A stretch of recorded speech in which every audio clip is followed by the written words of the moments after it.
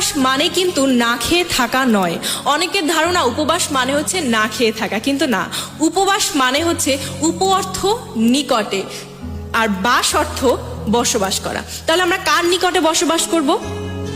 উপবাস মানে হচ্ছে ভগবানের নিকটে বসবাস করা। আমাদের ওই দিনকার ভগবানের নিকটে থাকতে হবে।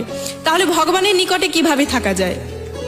ভগবানের প্রীতিবিধান করার মাধ্যমে, ভগবানের সন্তুষ্ট করার মাধ্যমে, ভগবানের পূজা অর্চনা করার মাধ্যমে।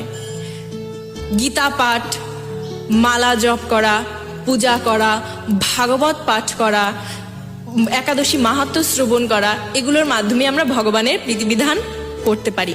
আর অবশ্যই একাদশীর দিন একাদশী মাহাত্ম্য পাঠ করা বাঞ্ছনীয়। একাদশী পাঠে সহস্র গোদানের ফল লাভ করা হয়। গোদান অর্থ হচ্ছে গরু দানের। আপনি ব্রাহ্মণকে সহস্র গরু দান করলে যে ফল লাভ করবেন একাদশী পাঠ